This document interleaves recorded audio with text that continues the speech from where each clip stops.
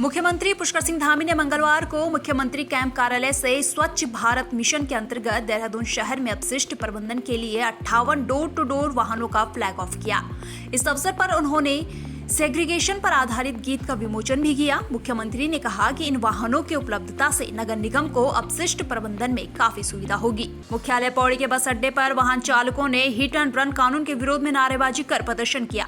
इस मौके पर वाहन चालकों का कहना था कि हिट एंड रन कानून के विरोध में पूरे देश व प्रदेश में जगह जगह विरोध प्रदर्शन हो रहा है, जिसको लेकर चक्का जाम भी शहर में किया गया है। इस मौके पर जमकर प्रदर्शन करते हुए वाहन चालकों द्वारा हिट एंड रन कानून को वापस ले जाने की मांग की गई।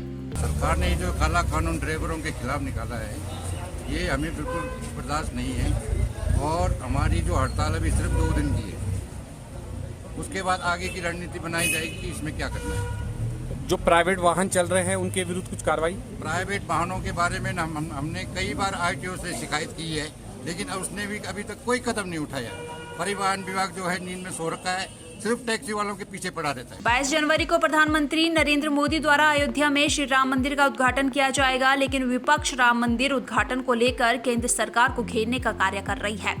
गुज्जर नेता और पूर्व सांसद अवतार सिंह भडाना ने राम मंदिर मामले में विपक्ष को राजनीति न करने की सलाह दी और कहा, यह हमारे लिए गर्व की बात है कि 1500 साल बाद हमारा सपना पूरा हो रहा है और अयोध्या में भगवान श्री राम का भव्य और दिव्य मंदिर बन रहा है। सौभाग्य की बात है कि 500 वर्षों के बाद एक सपना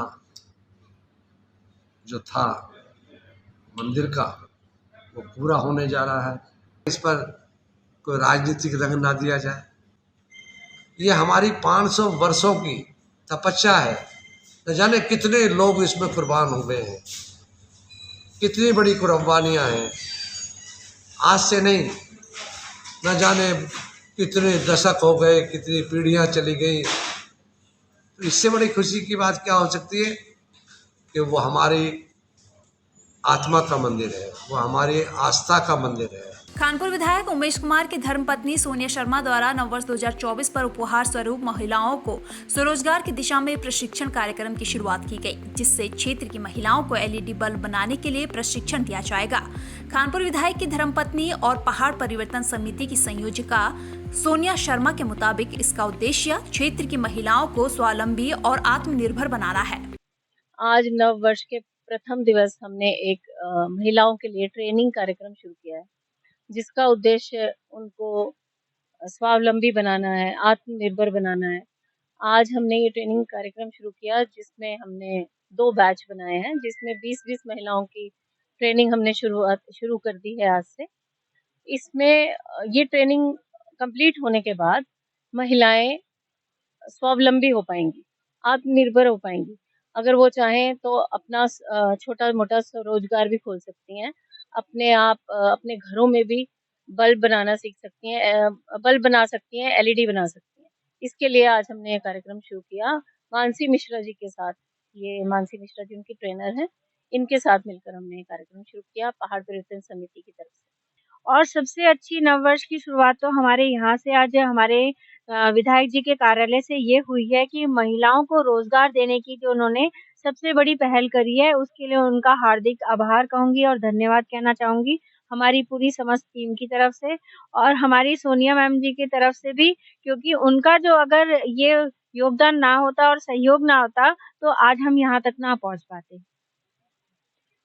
इसमें हम लोगों ने ये सोचा है कि क्षेत्रवासी जो यहाँ के हैं, लक्सर की जो महिलाएं हैं, जो बहुत समय से ये चाहती हैं कि उनका घर का जो खर्चा है बहुत ज़्यादा है और उनके जो घर के जो जैसे पुरुष वर्ग है, वो लोग कम योगदान दे पाते हैं। ज़्यादातर तो फैमिलियों में शराब की प्रॉब्लम से भी घर का योगदान नहीं दे पाते हैं और घर में अगर बच्चे नहीं पढ़ पाए और माँ ढंग से खाना-पीना ना खिला पाए, तो ये एक माँ के लिए एक सबसे बड़ी समस्या भी होती है और दुःख और पीड़ा उसको कोई नहीं कर सकता। ये महिला की दुःख समझ सकती हैं। इसमें सोनिया जी का सबसे बड़ा योगदान है। अभी भी हम बैठे हुए थे तो बहुत सारी महिलाओं के दुख, परेशानी और पीड़ाएँ सुनते-सुनते हमारे भी ऐसे लगा था आँख से आँसू आ जाएँगे। तो उनका ये जो पहल है, इसके लिए जितनी भी उनकी सराहना की जाए, उनके लिए साधुवाद कहूँगी। विद्युत उपकेंद्र का विधायक आदेश चौहान ने शुभारंभ किया। विद्युत उपकेंद्र के शुभारंभ से भादराबाद के कई क्षेत्रों को अच्छी विद्युत व्यवस्था मिल सकेगी। इस दौरान बतौर मुख्य अतिथि विधायक आदेश चौहान सहित बिजली विभाग चीफ एससी, एक्शन एसडीओ व क्षेत्रीय अधिकारी भी मौजूद रहे। रानीपुर विधायक आदेश चौहान ने कहा कि 3 करोड़ 76 लाख की लागत से विद्युत उपकरण का निर्माण किया गया है, जिससे क्षेत्रीय 16 इलाकों को लो वोल्टेज और रोस्टिंग की समस्या से निजात मिलेगी।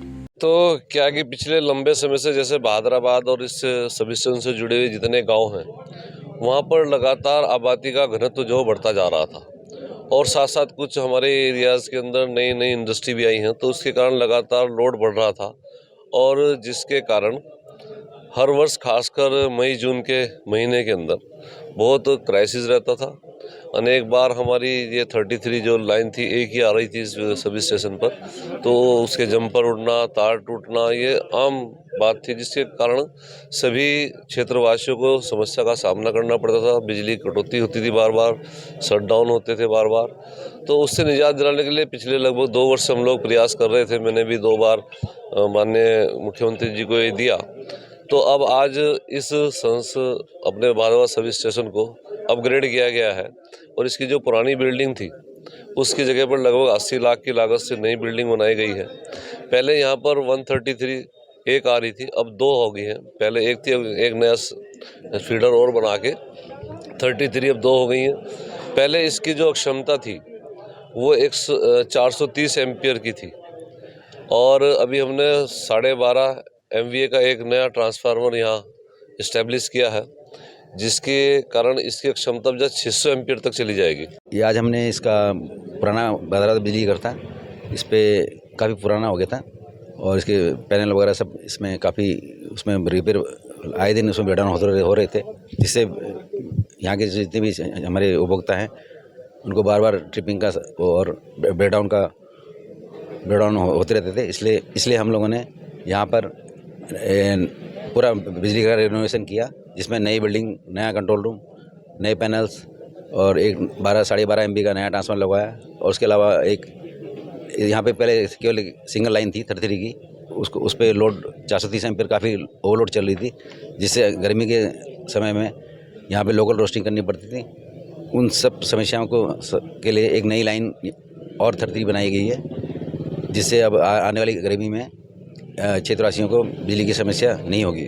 काशीपुर के रामनगर रोड स्थित भारतीय स्टेट बैंक का विगत दिनों हुए ATM चोरी के मामले में 4 में से 3 अभियुक्तों को गिरफ्तार किया गया था। इसी मामले में चौथा अभियुक्त भी दबोचा गया है। पुलिस अधीक्षक अभय प्रताप सिंह द्वारा बताया गया कि गिरफ्त में आया चौथा अभियुक्त सहारनपुर के गंगोही निवासी इंतजार को काशीपुर में किसी घटना को अंजाम देने आ रहा था। उसको एक तमंचा, 12 बोर व जिंदा कारतूस के साथ पुलिस ने गिरफ्तार किया है। साथ ही ATM चोरी की घटना से बरामद 70,000 रुपए भी बरामद किए गए हैं। 18/19 की रात को, जैसा कि आपको विदित है कि रात के समय, देर रात में कुछ अज्ञात चोरों के द्वारा हमारे वहाँ जो चामुंडा कॉम्प्लेक्स है स्टेडियम के पास, यहाँ पे बहुत डेयरिंग तरीके से ATM उखाड़ करके और इस तरीके से लूट की ये घटना को अंजाम दिया गया था और ये लेके गए थे। उसमें हमारी लगभग 6 टीमों ने भिन्न स्थानों पे दबिश दे करके उसमें काफ़ी अच्छा काम किया था। उसी क्रम में हमने पूर्व में 3,30,000 और लगभग 3 अभियुक्त हमने पकड़े थे। उसमें हमारे कुछ वांछित अभियुक्त हैं जिनके पीछे आज भी हमारी टीमें लगी हुई हैं। उसी में से एक वांछित अभियुक्त हमारा इंतजार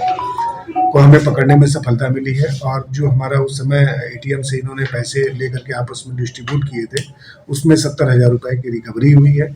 चूँकि यह एक दुर्दांत किस्म का अपराधी है, इसमें राजस्थान और अन्य जगहों पे काफ़ी मुकदमे भी हैं और चोरी, लूट, डकैती इसी टाइप के इस पे मुकदमे हैं। लिहाजा हमारी टीम को इसमें पकड़ने में सफलता मिली है। श्रीमान SSP महोदय ने टीम को पुनः इसकी गिरफ्तारी पे 2,500 रुपये इनाम की घोषणा की है।